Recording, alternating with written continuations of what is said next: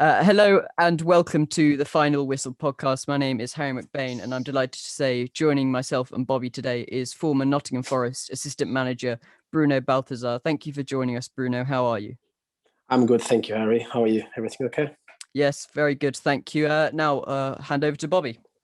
Yeah, thank you. So thanks for coming on. And just to kick it off, you had a very long playing career, last about 16 years. As a child growing up, what was it that made you interested in football, and what was it that made you want to become a footballer when you were older? My family is a football family. My grandfather used to play in Portugal. My father, he played in the toppest league in the country. So in the 70s, I never see him playing, but the football thing was always present in my family. And I grew up in a football environment, and when I was a teenager, so I started to play in my hometown club, and I got the chance to be a professional later on. Not an amazing career, but it was the career possible for my skills. And after that, when I was 26, around 26, 27, I decided that I wanted to be a coach. I started to take my coaching degrees, and yeah, that's it. So I come from a football family, and I chased my dream. I chased my dream to get to the top. Never made it, but hopefully, as a coach, I will get to the top one day. Yes. Yeah, sounds great. I mean, so obviously, when you were a little kid growing up, were your some of your family members, like your idols? Did you have any footballing idols growing up that you looked to take inspiration from, maybe when you were a bit younger? I'm from the Maradona generation. I know. So we, as a Latin country, and we always admired the skillful players, and obviously, apart from all the controversy around Maradona, his skills at the time was something amazing. Later on, the Portuguese players, skillful players like Figo, Rui Costa, João Pinto, all these players, I admired them. But I think the biggest football icon, and the first one, I think it was Maradona at the time. Yes. Brilliant. And you came through the academy at Portuguese club Sintrense, I think, and you for the first team in two separate stints, and then managed them as well. What was it about the club that you enjoyed so much to play there and then coach there? So listen, it was the club close to my house. I studied in the school right next to the stadium, so everything. It was the closest club, and I started to play there. So it's like a family environment at the club. It's a nice club with decent facilities. And it was the only reason was that it was the closest to my house, to my school, and I started to play there. And after, when I was ending my career as a footballer, one day I always planned to start my coaching career in Sintrense. They were at the fourth tier at the time, so it represents like League Two in England. And I did it. I started as an assistant coach, and later on I became a manager. And on my debut, I managed to promote Sintrense to the third tier in the country. So it was an amazing experience. Yeah, it was an amazing experience. Yes. Yeah, sounds fantastic. So obviously you mentioned there being a manager a little bit. You've coached at quite a few clubs actually, such as Atletico and Estoril in Portuguese leagues. Yeah. So what do you think was the hardest thing about being a manager in the modern game? The secret of being a good manager, and nowadays you can understand that tactically or technically, all the coaches, how the game developed and the training methods developed in such a way that you can find good coaches everywhere. For me, what makes the difference of being a top manager and an average manager, it's the management of the players, the management of the conflicts, all these kind of problems that you need to solve in a daily basis, and you need to manage and you need to handle. That is what makes a top coach and an average coach. Because if you know how to coach a 4-4-2 system, a 4-3-3, a 3-5-2, and you can learn, you can study, and you can really be a good coach on the pitch. But in the end, what will make the difference, it's the management of the players, the management of the conflicts, the management of a lot of things that it's out of the pitch. And I believe in that, and I invested a lot in studying, in learning, in traveling, and seeing different countries, different coaches, different ways of thinking, and I created my own idea, my own philosophy, my own way to approach these kind of situations that happen in a football club, that are completely normal in a football club. So So I guess you could say it does sort of take a specific person, as like certain type of person, to be able to have the characteristics to be a good manager, because obviously it requires quite a lot of different skills. Exactly. And someone said once, if one coach only knows about football, he doesn't know nothing at all. So being a manager, being a coach, it's much more than only football, if you know what I mean.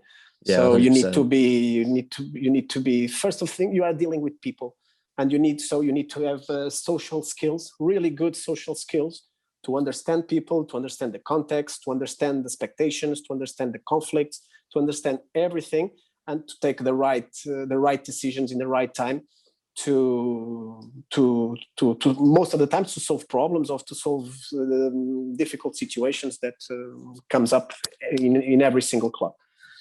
Yeah. And you went and joined Sabri Lamouchi as his assistant manager in June 2019 at Nottingham Forest.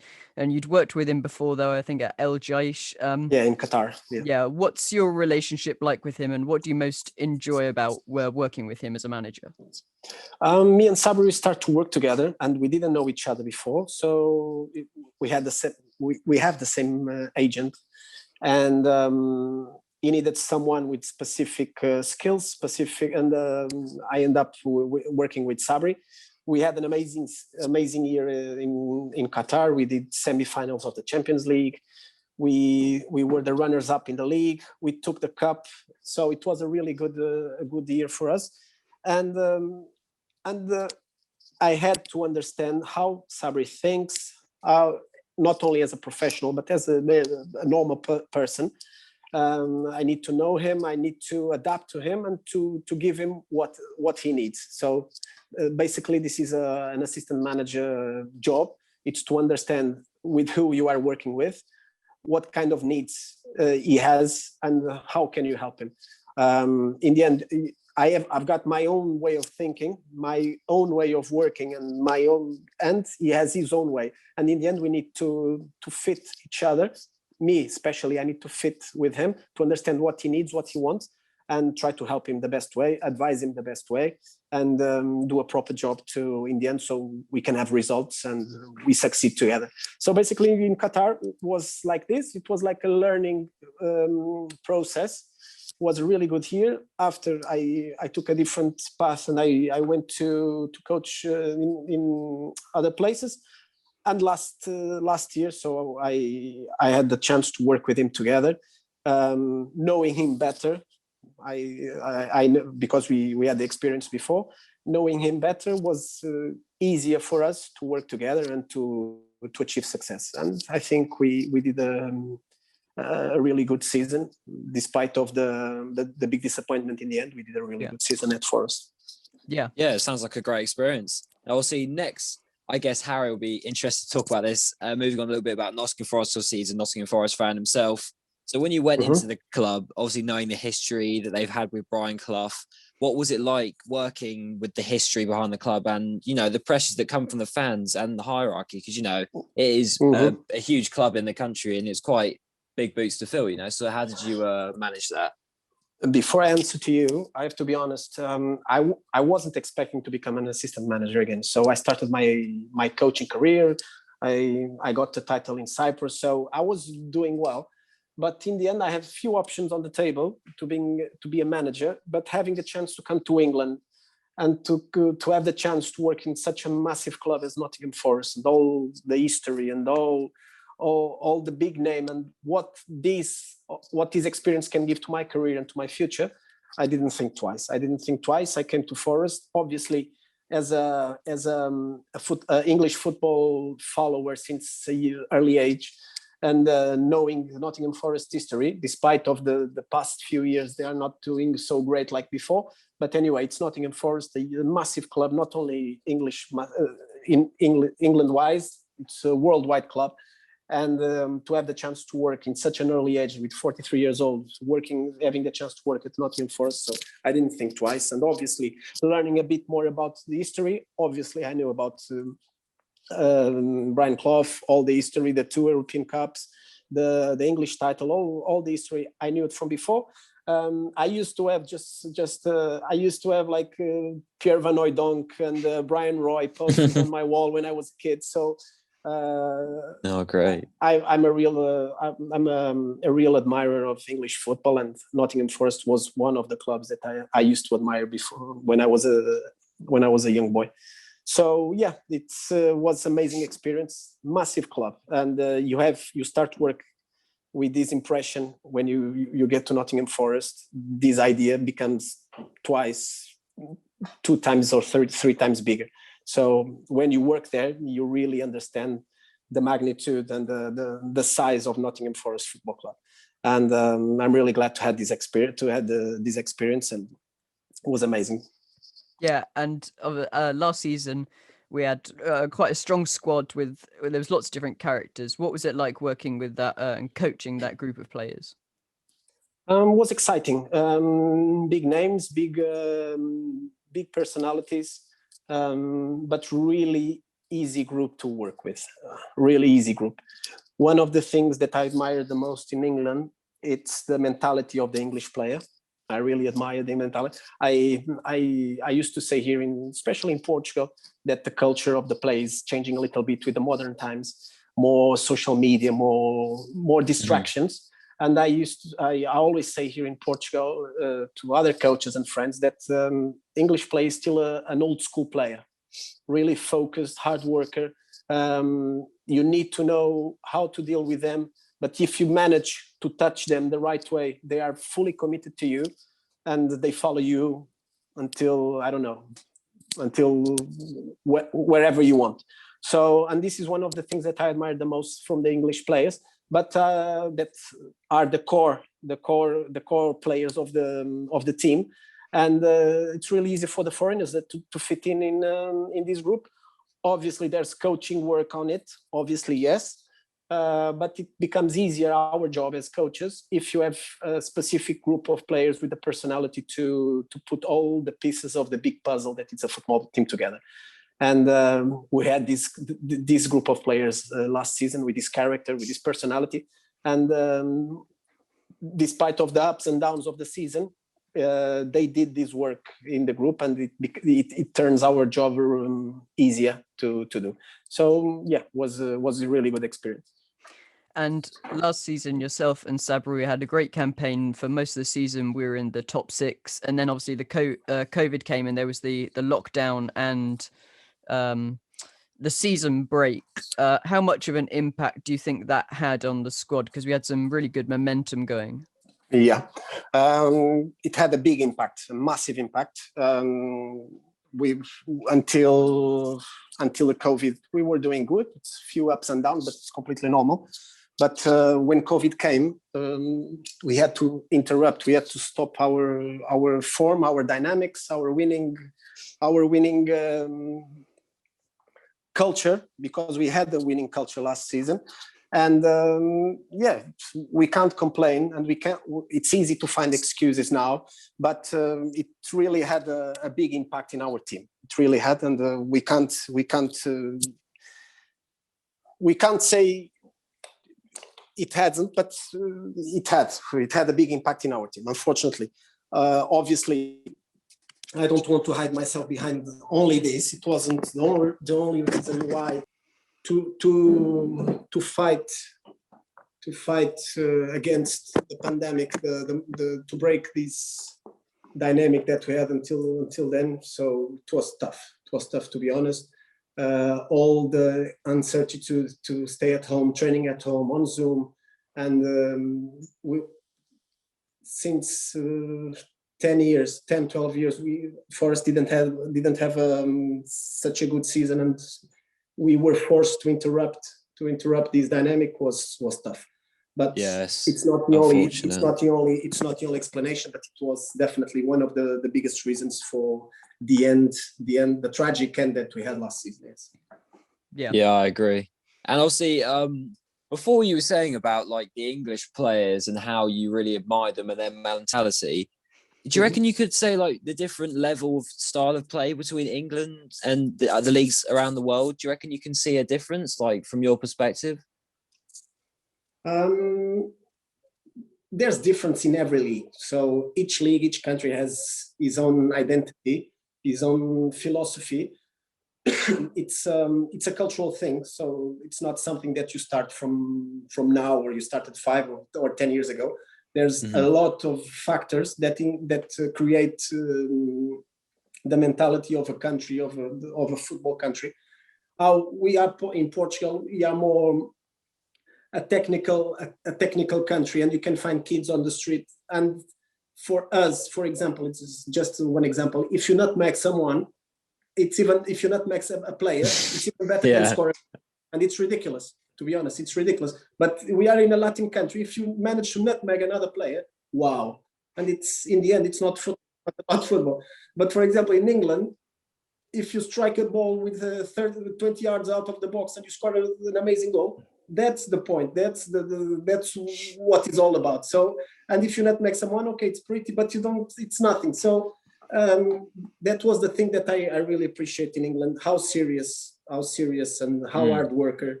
And all the commitment, all the passion in the games, not only from the fans and the atmosphere in the stadiums, but from the players, that it's all about hard working, tackling, all the commitment the English player puts in the game. It's really admirable. And the new generation, especially, I think about this all the time, and especially here in Portugal, it's harder and harder to find players really committed to the most basic thing that is the game, if you know what I mean.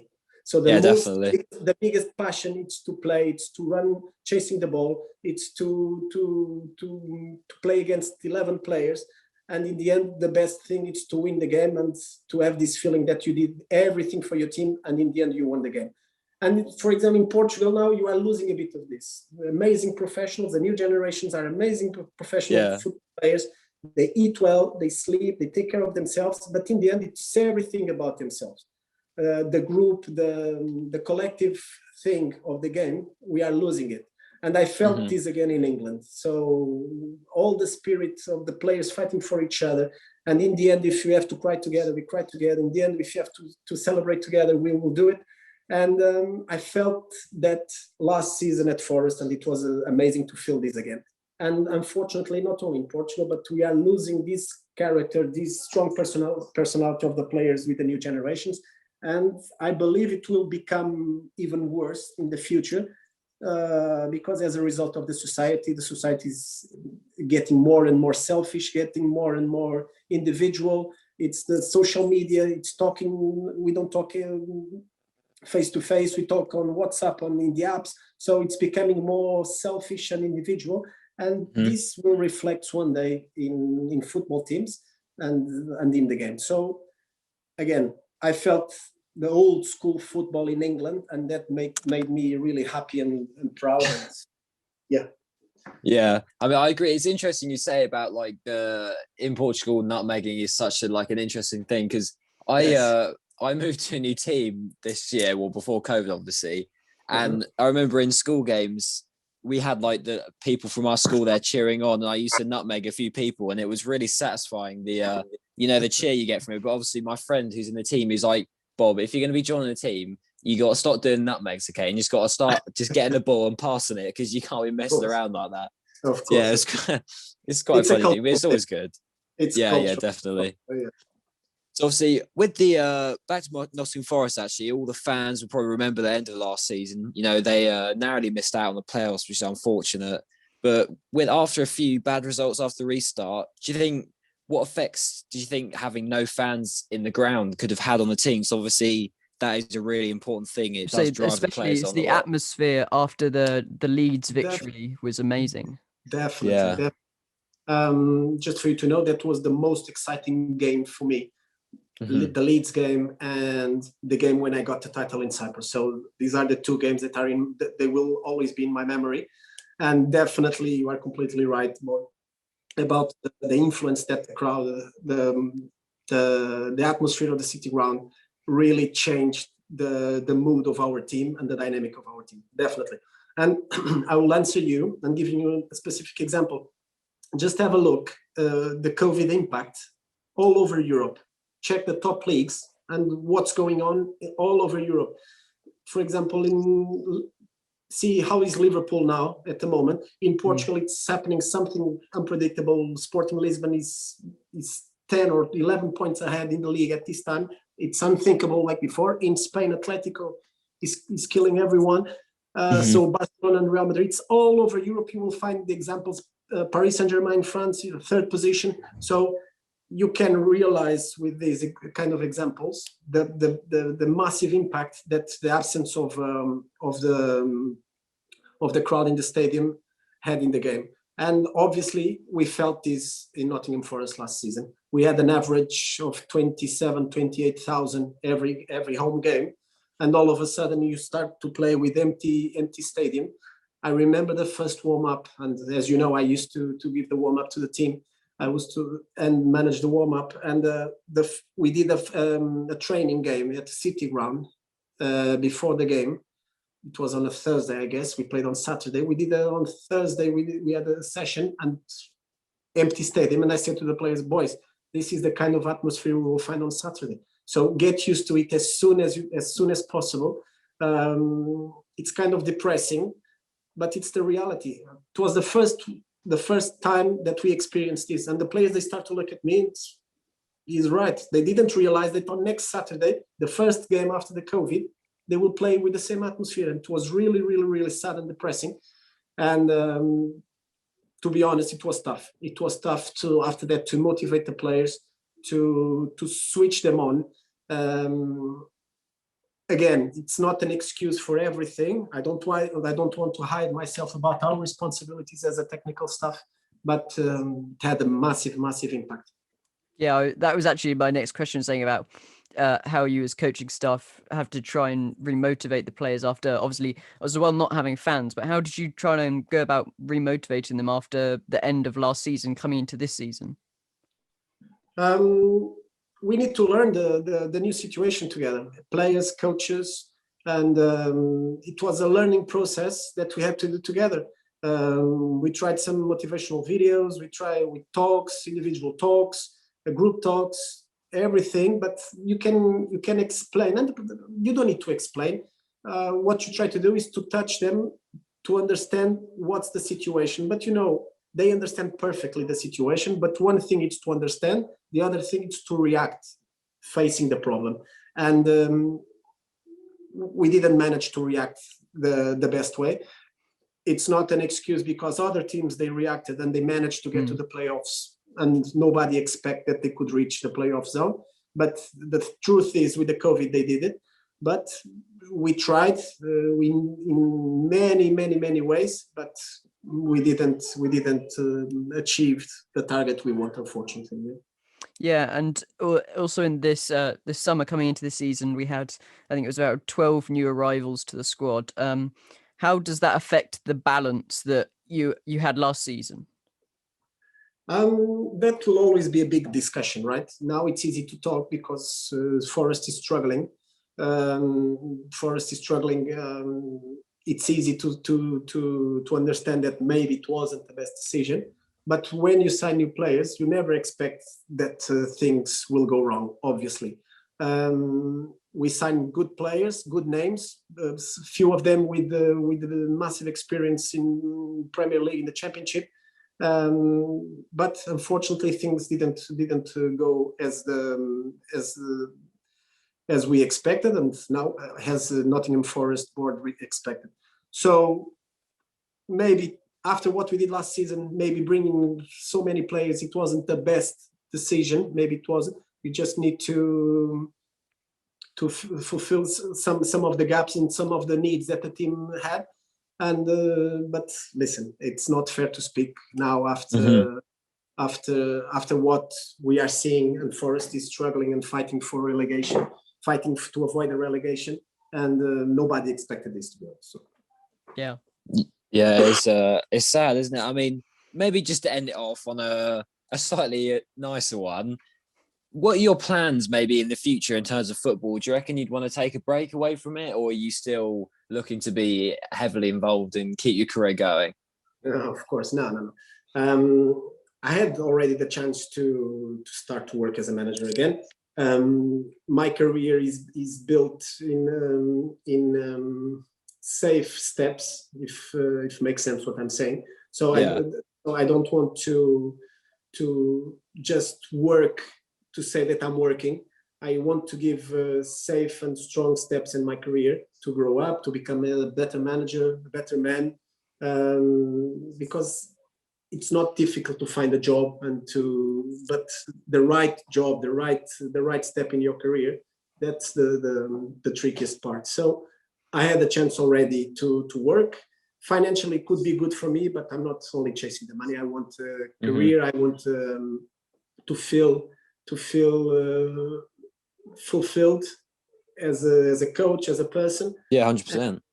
And to work in England again, it's one of my targets for sure. So I really enjoyed my experience in England. It's one of my career targets. It's to work in England again as a manager if possible, and I'm working on it and fighting for it. Brilliant. That's all we have. Thank you so much, Bruno, for coming on and sharing with us all about your career and your time at Forest. Yeah, thank you very much. And thank you everybody for listening. If you've enjoyed it, then make sure to like the video, subscribe to our channel, and turn on the notification bells